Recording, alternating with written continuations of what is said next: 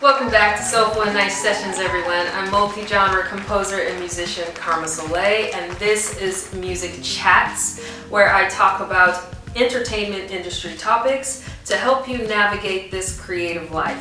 And today's topic is 5 things every independent artist needs to learn. So I'm going to simplify this topic as much as I can, but I've also created a YouTube playlist called Music Business 101, where it's basically a detailed and step-by-step version of the 5 topics I'm talking about today.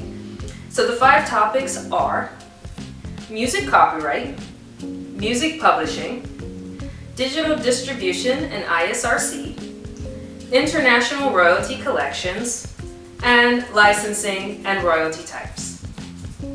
Alright, so after you've developed your talent, because that's the first thing you need to do before any of this takes place, you've developed your talent and you've written a song and you've recorded an idea. Now it's time to do your first copyright, and there are 2. The first copyright is PA. It copyrights the composition, the idea that came out of your mouth or your mind. So I can easily go, la-di-da-di, we like to party. Okay, that's my idea. It's time to copyright that. That's the PA. You go to the Library of Congress to copyright your music at all times. There are no other places. Copyright.gov. That's the official place to copyright your music. Don't believe anyone else who says there are other ways to copyright your music. They are the only ones that do it in the USA. And after you have copywritten your idea, be it random sound or sheet music, you record it. You sound record it. And this is what we call the master. It's what everyone hears on Spotify, radio, TV, everywhere. Then you sound record copyright this one. And both copyrights are $65 each. So if you only made one song and you're thinking, man, I really need to copyright this, but I'm not going to make other songs. Copyright for that one song is $65. But if you made 10 songs, you're like, yeah, I really want to copyright this, but I don't want to pay $65 times 10, $650? What? No, you can copyright it as a collective work, either published or unpublished. And if it's PA, most times it's unpublished now. And by the time it gets to sound recording, it could have been published. So it's $65 for one song, or $65 for your collected works, your album, your EP, okay? But you want to make sure that ideally you own 100% of both copyrights, PA and SR. Now, it doesn't always happen if you have a record label deal. However, if you're an independent, it's ideal that you own 100% of your copyright. That's your work that came from your head. Own it. Let's go to number 2. Music publishing. So now that you've copywritten your music, it is time to find a performing rights organization to register your songs to so they can collect your royalties. Now, a lot of these PRO organizations, they do the same thing. There's ASCAP, EMI, CSEC, GEMA, I believe that's the pronunciation, I'm unsure. But they all do the same thing. They collect and track your royalties for your performance, like at a performance venue. If you're at Madison Square Garden and your song gets played, you get paid. Sync licensing, if your music is played in a commercial, a TV, a film, you get paid. Each of these require the venue, the director, the company, or the agency to file a cue sheet. This is basically the invoice for musicians. This is how we get paid, the cue sheet.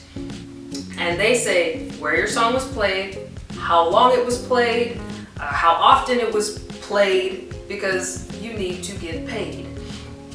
They do that for you. Now, just like with copyright, there are 2 sides of publishing to equal 100%. There's the writer's share and the publisher share. Now, the writer would be me. I'm Karma Soleil, the writer. The publisher is a company that works on your behalf to make sure that you get paid. Now, my indirect mentors, like Mr. Rogers Nelson, and a lot of my professors have always told me, own your publishing. Now, at the time, I had no idea what they meant, but years later, I do. Now, I also have soulful and nice publishing. So I make sure I retain ownership of my publishing. But that doesn't mean that I cannot work with other publishers. I can choose to write 5 songs, and I retain my writer's share, the 50% of those 5 songs. And I'll say, you know what, I'd like to work with Universal Publishing. I'm being optimistic, they're huge. But let's say I'd like to have Universal Music Publishing as my publisher for these 5 songs. That means they take 50% of my publishing money. So it should total 100, but I'm only going to get 50% of writer's share no matter what happens to it from then on. But that's okay, because I have that freedom to choose, okay, I just want 10 songs with them, 5 songs, 2 songs, 3 songs with them. I don't want to give them my entire catalog. You know, you get to choose that. The more you know, the better prepared you can be to make these types of negotiations and decisions. But I was always told, own your publishing. So I stuck to that, and I have my own publishing as well. And you can do the same if that's something you want to do. But definitely watch the playlist so that you can know how to do it. And if you have any questions about any of this, write them down below in the comments and I'll help you out as best as I can. And if I don't know the answer, I'll find someone that does or point you in the right direction to someone that does. Number 3, now that you've got your publishing and copyright set up, it's time to distribute your music. Now, there are 2 ways you can distribute your music: with a digital service provider like a DSP, DistroKid, CD Baby, TuneCore, etc., or you can go direct to consumer yourself by selling your CDs, vinyl, merch, whatever it is. You can do that yourself on a marketplace like Bandcamp or something. But to do that, you need to have your ISRC codes. Now, the ISRC code is basically like the phone number for your song. Every single time that song is called, aka played, you get paid a certain amount, whatever was agreed between you and the digital service provider. And then, if you decide to go direct to consumer, you get paid the full amount because it's direct. So if they decide, hey, I want to play this song at this venue for this party, you have that ISRC code for when it gets paid. And you also have the ISWC code from your publishing, which is like the social security number for your song. And it's always tracked. These numbers are very important numbers because it's how you're getting paid for that song. So you want to make sure that you have that written. And you can also just register your own ISRC codes by yourself. I believe it's, if I remember correctly, it's $100 for 10,000 ISRC codes. Something like that. I'll leave the link in the description below for you. I forget where it is, but you can register your own from the official website. This is the only place to do it. Again, I'm giving you all the official places. No random one-shot companies that just pop up out of nowhere. No, these are the tried and true, have been around for like over 30 years, 30, 40 years. Yeah, these are the real deal.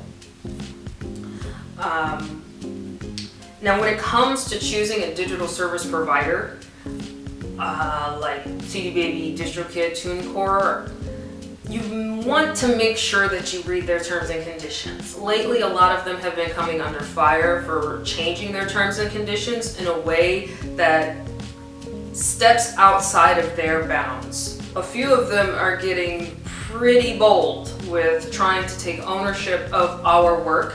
So you want to make sure that you have someone like a music lawyer or even an entertainment lawyer or someone with contractual experience reading these terms to make sure that they're not taking some of your rights.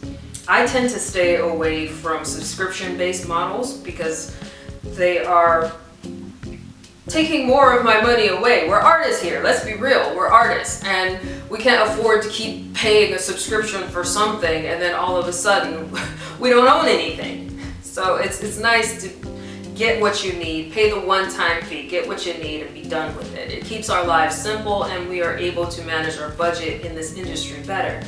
But you definitely will want to have a second pair of professional eyes overlook some of these contractual terms. The next is number 4, the International Collections Royalties, and these can be like the Harry Fox Agency, the MLC, the Mechanical Licensing Collective, Sound Exchange, and Song Trust. Now they help you with getting your royalty payments from multiple different sources worldwide, nationwide and worldwide. Some of them have membership fees and others take a percentage, and some do both, membership and percentage. Just make sure you read their terms and conditions to decide which one is best for you to become part of and which ones will work for you. I'm old school, so I tend to stay with the OGs because they've been around since the 60s and 50s and so on. So they've been around long enough to understand this musical game. But I know there are a lot of newer companies coming out and they're trying to refine the way that the older companies did it.